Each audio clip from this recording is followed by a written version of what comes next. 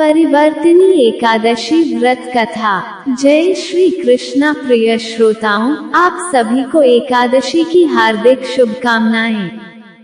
परिवर्तिनी एकादशी को भगवान विष्णु योग निद्रा में करवट बदलते हैं। इसे जलझूलनी एकादशी, पद्मा एकादशी और वामन एकादशी भी कहा जाता है।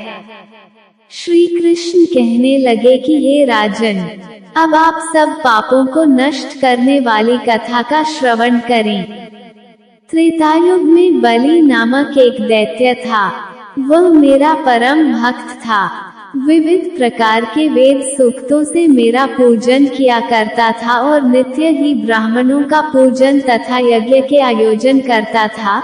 लेकिन इंद्र से द्वेष के कारण उसने इंद्रलोक तथा सभी देवताओं को जीत लिया।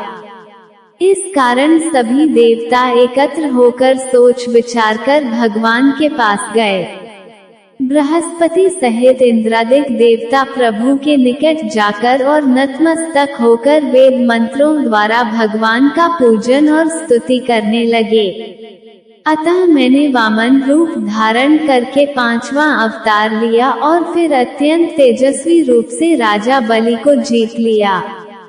इतनी वार्ता सुनकर राजा युधिष्ठिर बोले कि हे जनार्दन, आपने वामन रूप धारण करके उस महाबली दैत्य को किस प्रकार जीता? श्री कृष्ण कहने लगे, मैंने वामन रूपधारी ब्रह्मचारी बलि से 3 पग भूमि की याचना करते हुए कहा, ये मुझको 3 लोक के समान है और हे राजन, ये तुमको अवश्य ही देनी होगी। राजा बलि ने इसे तुच्छ याचना समझकर 3 पग भूमि का संकल्प मुझको दे दिया और मैंने अपने त्रिविक्रम रूप को बढ़ाकर यहाँ तक कि भूलोक में पद, भुवरलोक में जंघा, स्वर्गलोक में कमर, लोक में पेट, जनलोक में हृदय, यमलोक में कंठ की स्थापना कर सत्यलोक में मुख, उसके ऊपर मस्तक स्थापित किया।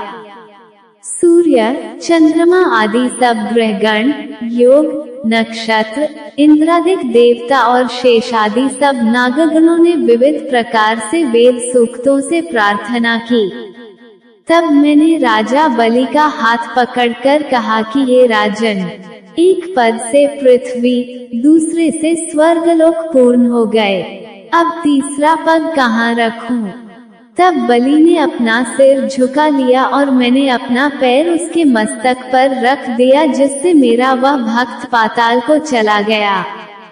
फिर उसकी विनती और नम्रता को देखकर मैंने कहा कि हे बलि, मैं सदैव तुम्हारे निकट ही रहूंगा।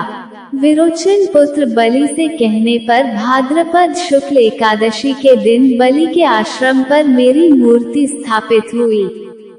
इसी प्रकार दूसरी क्षीरसागर में शेषनाग के पृष्ठ पर हुई। हे राजन, इस एकादशी को भगवान शयन करते हुए करवट लेते हैं, इसलिए तीनों लोकों के स्वामी भगवान विष्णु का उस दिन पूजन करना चाहिए। इस दिन तांबा, चांदी, चावल और दही का दान करना उचित है। रात्रि को जागरण अवश्य करना चाहिए।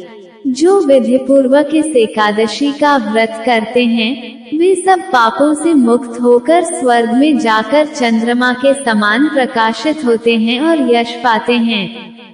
जो पापनाशक इस कथा को पढ़ते या सुनते हैं, उनको 1000 अश्वमेध यज्ञ का फल प्राप्त होता है।